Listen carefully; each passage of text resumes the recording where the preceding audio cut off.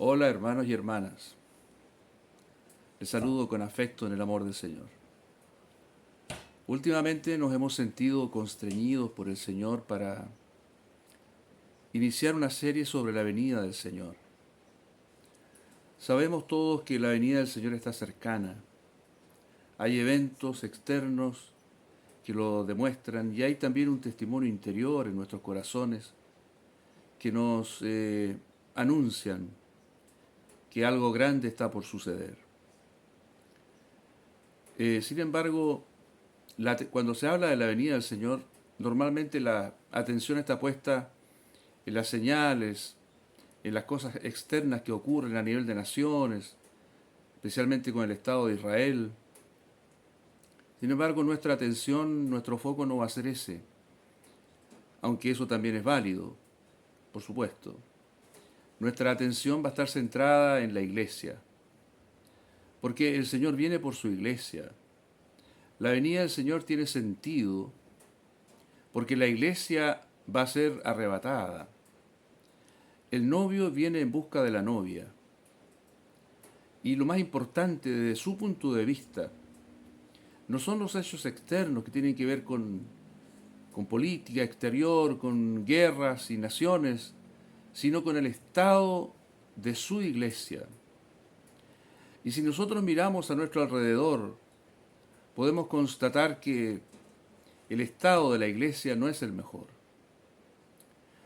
Mucho de lo que se le dice, lo que el Señor dijo en Apocalipsis a la Odisea, es aplicable a la iglesia, hablando en general, a la iglesia actual. De manera que a la hora de venir el Señor a buscar a su iglesia, evidentemente que Él va a querer tener una, una novia que se haya preparado, una novia que lo esté esperando, que esté ansiosa, deseando su venida. Entonces, tiene que ocurrir algo en lo interior de la iglesia, un hermoseamiento, una disposición hacia el novio que haga apresurar la venida del Señor. Nuestro estudio, nuestra atención va a estar centrado a partir de las palabras del Señor en Efesios capítulo 5, versículo 25 en adelante, donde dice así: Cristo amó a la iglesia y se entregó a sí mismo por ella, para santificarla, habiéndola purificado en el lavamiento del agua por la palabra, a fin de presentársela a sí mismo, una iglesia gloriosa que no tuviese mancha ni arruga ni cosa semejante, sino que fuese santa y sin mancha. Aquí se dice que el Señor se va a presentar a sí mismo una iglesia con determinadas características y que esas características van a ser obtenidas por el lavamiento del agua por la palabra. El lavamiento del agua. La iglesia ha sido ya limpiada por la sangre del Señor. Los pecados han sido perdonados y han sido llevados lejos. Los pecados no son un problema a resolver ahora por la iglesia, porque el Señor hizo provisión en la cruz para ese problema. De tal manera que la iglesia tiene ese asunto resuelto. Cada vez que uno pecare, tenemos provisión abundante en la sangre del Señor y también hay un abogado, el mismo Señor nuestro que está a la diestra de Dios intercediendo por nosotros. Aquí es el lavamiento del agua. Ustedes recuerdan cuando el Señor Jesús estaba en la cruz todavía, un soldado traspasó su costado con una lanza y de su costado salió sangre y agua. La sangre tiene que ver con el perdón y con la limpieza de los pecados, y el agua tiene que ver con el lavamiento. Justo de lo que está hablando aquí el apóstol Pablo. Este lavamiento tiene que ver con aquellas cosas que no son necesariamente pecados, sino que tienen que ver con impurezas, como aquí mismo también se indica más adelante, manchas, arrugas, todo aquello que le quita la belleza y la disposición de la novia hacia el novio. Tal vez un marchitamiento de la fe, un estado de cierta deformidad, de tibieza, eh, tal vez ciertos hábitos, ciertas costumbres, cierto desorden, alteración de prioridades, es decir, todo aquello que a la iglesia le resta la belleza interior y que también es exterior, pero interior, porque la belleza real, la belleza espiritual, es un asunto que va desde adentro hacia afuera. Entonces, la iglesia necesita ser lavada por la palabra de estas cosas que no son necesariamente pecados. Y el Señor se la va a presentar a sí mismo, santa, sin mancha y sin arruga, porque se habrá producido primero el lavamiento. Para que Él se pueda presentar la iglesia de esta manera, tiene que haber habido antes un lavamiento persistente y continuo de la iglesia a través de la palabra. Y aquí la palabra no se refiere simplemente a la Biblia, porque debemos hacer notar que en el griego hay dos vocablos que se traducen en español como palabra. Uno es logos y el otro es rema. El logos tiene que ver con el conjunto, en este caso la Biblia, conjunto de libros, de escritos, que contienen lo dicho por Dios en el pasado y que para nosotros constituyen una referencia importante, una regla de vida y de fe. La otra palabra, rema, se refiere a la palabra de Dios dicha por segunda vez. Una palabra hablada en el momento para suplir una necesidad presente. El rema, esta palabra pequeña, esta palabra hablada, es sumamente importante y nos haría muy bien, especialmente a los que tienen responsabilidades en la administración de la palabra de Dios, revisar en el Nuevo Testamento griego cuántas veces se utiliza y en qué oportunidades se utiliza el rema. Y hay dos citas que son muy importantes y que nos ayudan a entender esto. Cuando el Señor le dijo a Satanás en la tentación, no solo de pan vivirá el hombre, sino de toda palabra que sale de la boca de Dios. Ahí palabra es rema. Entonces, cuando nosotros necesitamos alimentarnos, fortalecernos,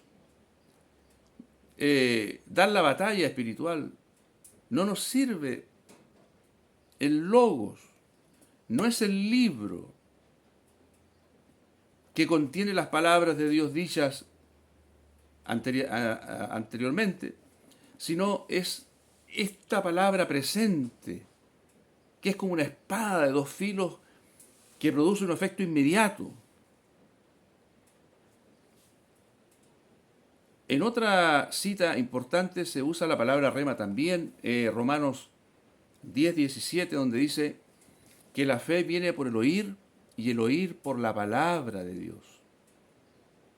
Este rema, esta palabra pequeña, directa,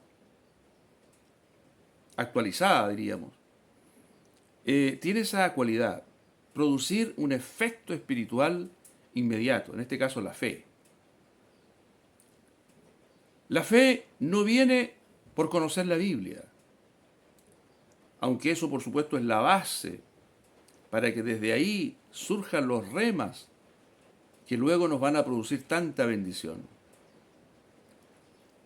La fe viene por esta palabra pequeña que llega al corazón y que produce, genera despierta la fe. Así que la iglesia va a ser lavada por esta clase de palabra. Nosotros podemos distinguir cuando escuchamos una predicación, cuánto de la predicación es logos y cuánto de esa predicación es rema. Cuando es logos, hay mucho conocimiento, hay mucha erudición, hay mucha historia, hay muchos datos. Pero eso no es necesariamente una palabra que Dios me esté hablando ahora a mí y que supla mi necesidad.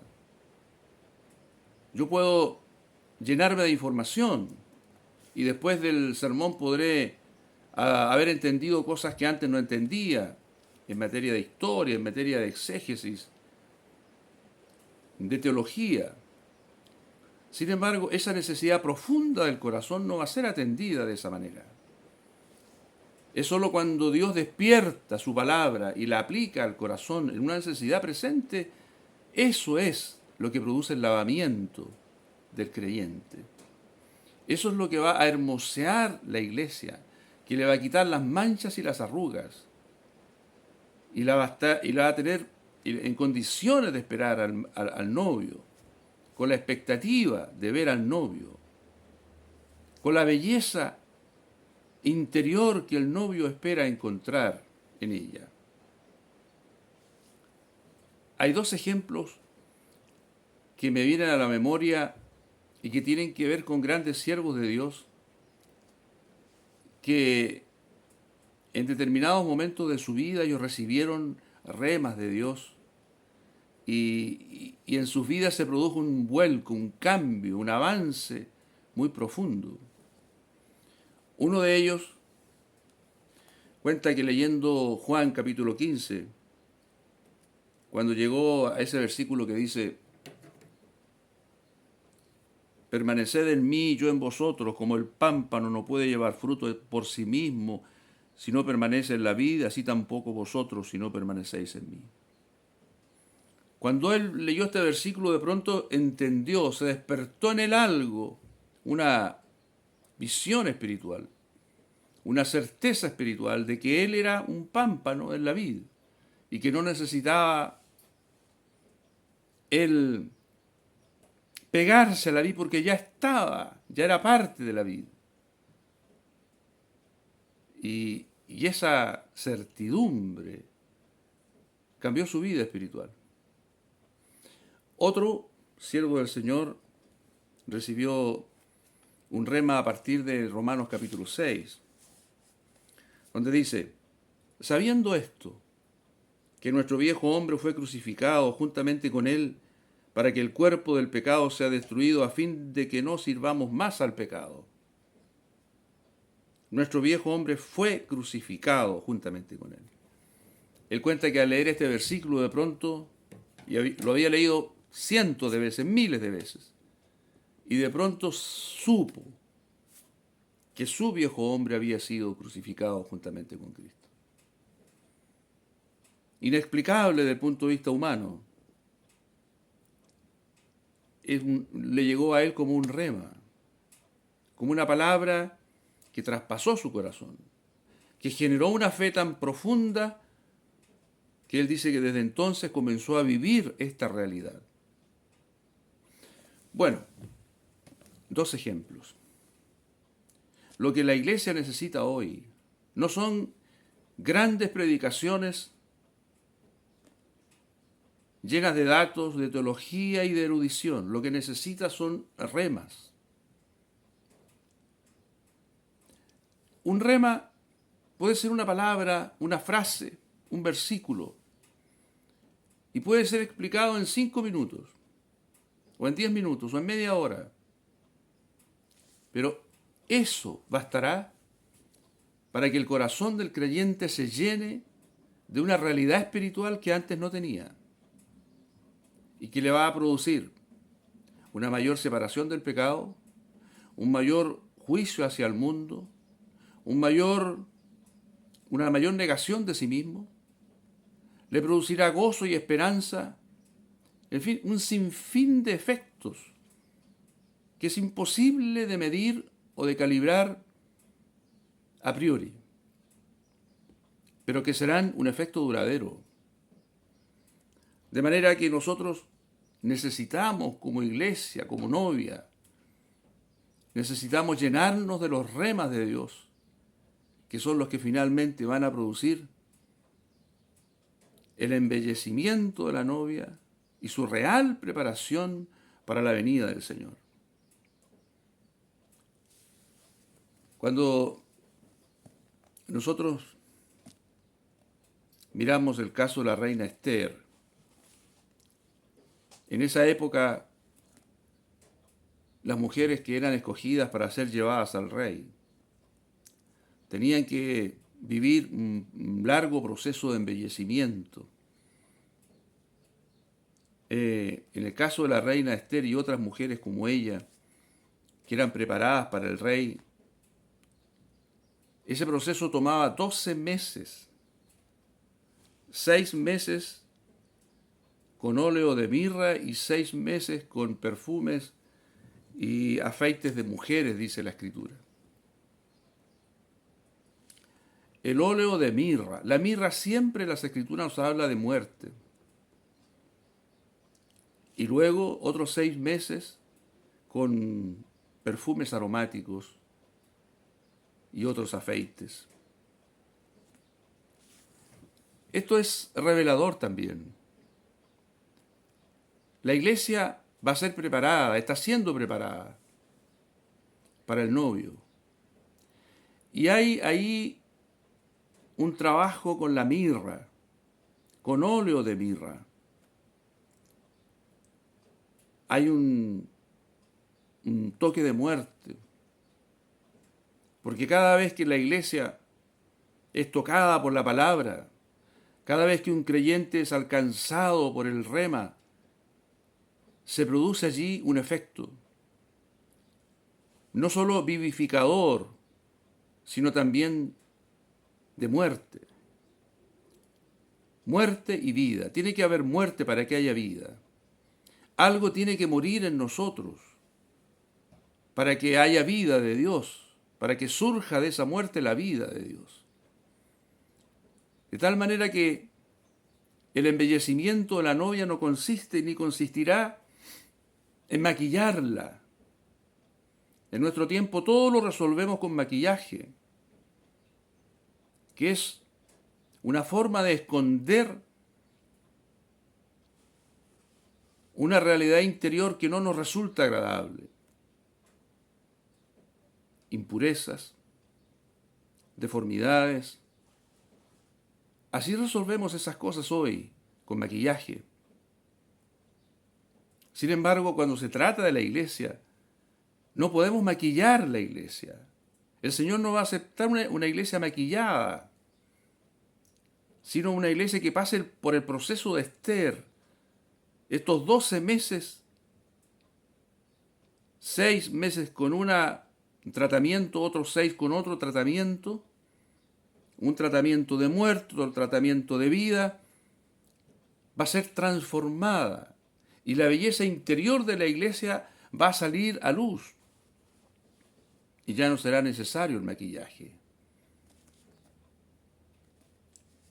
Queridos hermanos y hermanas,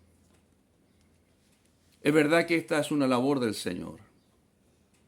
Es Él el que hará este proceso de hermoseamiento de la iglesia a través de la palabra. Es su obra, es su palabra, es su poder.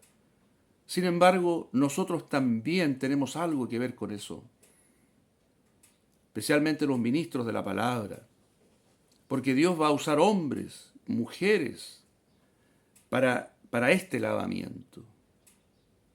Así que los que tenemos alguna responsabilidad con la palabra, necesitamos llenarnos de este pensamiento. Todos nosotros tenemos que colaborar para la preparación de la iglesia, que hoy se encuentra en un estado no muy auspicioso, por decirlo de una manera suave. En algunos casos es triste. Sin embargo, el Señor es poderoso para hacer lo que Él se ha propuesto hacer, y de hecho lo va a hacer. Él se va a presentar a sí mismo una iglesia sin mancha y sin arruga, una iglesia gloriosa. Sin embargo, mientras le estamos esperando, no tenemos que mirar a Israel para saber cuándo vendrá el Señor. Lo que más nos interesa saber es cuál es nuestro estado, nuestra condición como novia. ¿Le estamos esperando realmente? ¿Le estamos deseando realmente?